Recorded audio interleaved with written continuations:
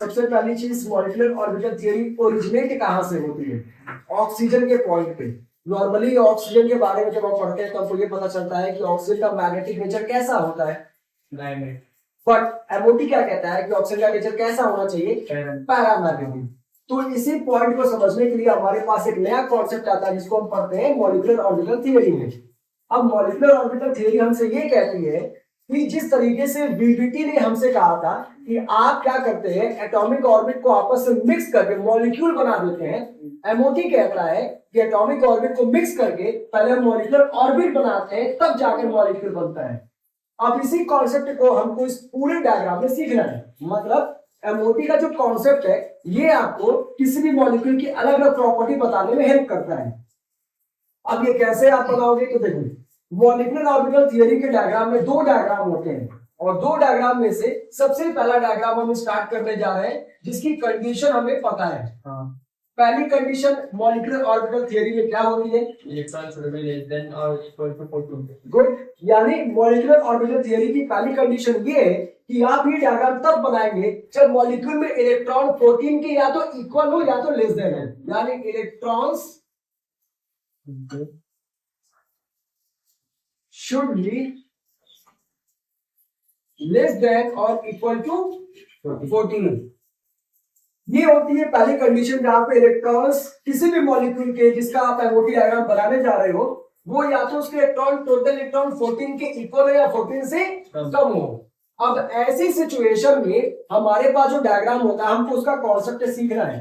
तो ये पूरा का पूरा डायग्राम हम स्टार्ट करते हैं। शुरू करें? ठीक है। अब यहाँ पे दो तीन पॉइंट्स हमको याद रखने हैं। तो सबसे पहली चीज मॉलिक्यूलर ऑर्बिटल थ्योरी हमसे ये कहती है कि आपको एटॉमिक ऑर्बिट को मिक्स करके मॉलिक्यूलर ऑर्बिट बनाना है। तो सबसे पहले हमारे पास एटॉमिक ऑर्बिट कौन सा आएगा? 1s आएगा, उसके बाद 2s आएगा, उसके बाद 2p आएगा। तो पहले हम 1s 2s को सीखते हैं, 2p को सीखेंगे। जैसे अगर मैं आपसे बोलूं कि मेरे पास दो 1s हैं तो आप क्या करोगे? दो 1s को आपस में मिक्स करोगे और हमारे पास एटॉमिक ऑर्बिट का कॉन्सेप्ट ये कहता है कि जितने एटॉमिक ऑर्बिट होंगे उतने मॉलिक्यूलर ऑर्बिट बनेंगे। तो अगर हमने दो एटॉमिक ऑर्बिट लिया तो दो मॉलिक्यूलर ऑर्बिट बनेंगे इस तरीके से। एक मॉलिक्यूलर ऑर्बिट को अपवर्ड डायरेक्शन में दिखाएंगे, एक को डाउनवर्ड डायरेक्शन में दिखाएंगे। एक और चीज अबाउट प्रिंसिपल का कॉन्सेप्ट यहाँ पर लगता है। अबाउट प्रिंसिपल ये कहता है कि इलेक्ट्रॉन पहले उस ऑर्बिट में फिल करेंगे जिसकी एनर्जी कम होगी।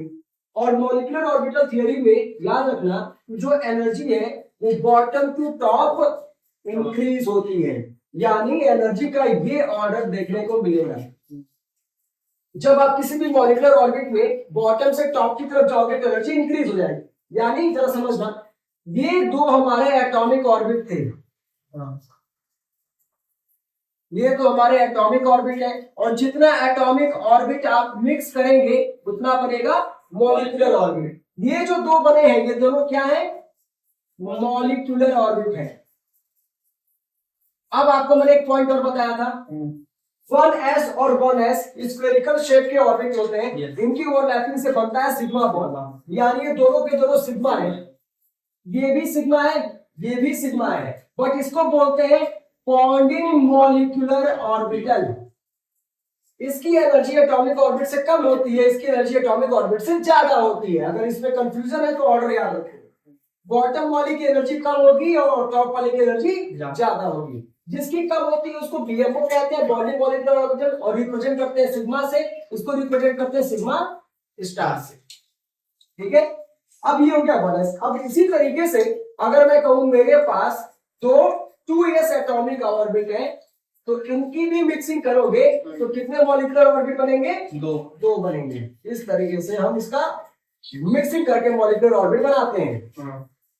अब ये दोनों अगर एटॉमिक ऑर्बिट है तो ये हो जाएगा मॉलिक्यूलर ऑर्बिट। इसको बोलते हैं बीएमओ, सिग्मा से रिप्रेजेंट करते हैं, ये हो जाता है सिग्मा स्टार। इसको बोलते हैं एंटी बीएमओ यानी एंटी बॉन्डिंग मॉलिक्यूलर ऑर्बिट। तो ये तो बहुत इजी होता है, लेकिन सबसे ज्यादा इंपॉर्टेंट होता है जब आप मिक्सिंग करोगे 2p की।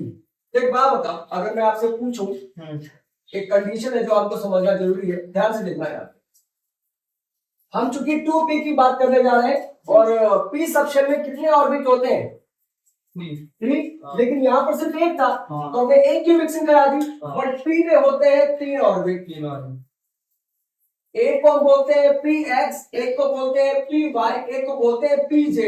यानी जब आप 2 p का मिक्सिंग करोगे तो एक p में 3 ऑर्बिट और एक p में 3 ऑर्बिट, यानी ओवरऑल 6 मॉलिक्यूलर ऑर्बिट बनने वाले हैं। यानी इस तरीके से मिक्सिंग होगी 1 2 3, इनकी मिक्सिंग हम करेंगे और इस 3 की मिक्सिंग करेंगे।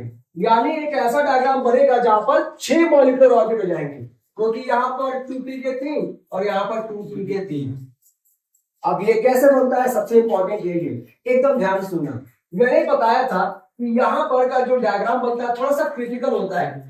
मैं एक बार बना के पहले दिखाता हूं, उसके बाद से समझेंगे कि ये बना किस तरीके से है।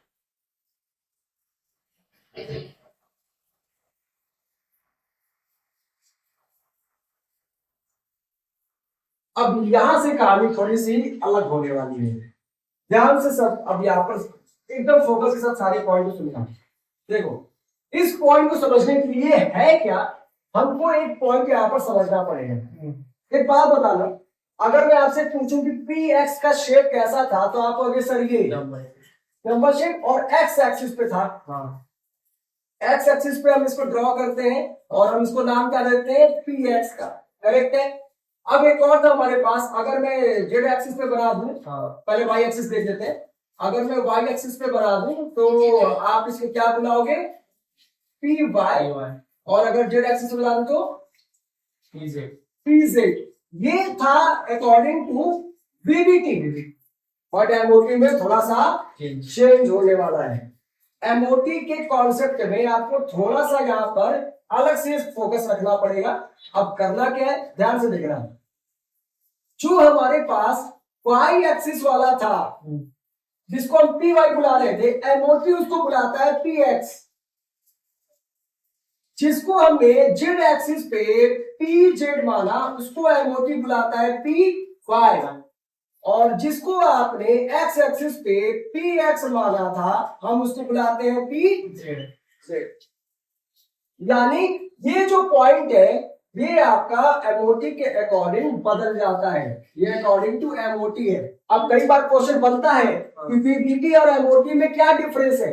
ये बेसिक डिफरेंस है जो आपको याद रखना है। यहां तक VBT का कॉन्सेप्ट आता है, यहाँ पे एमओटी का कॉन्सेप्ट आता है। यानी हमको ये अज्यूम करके चलना है।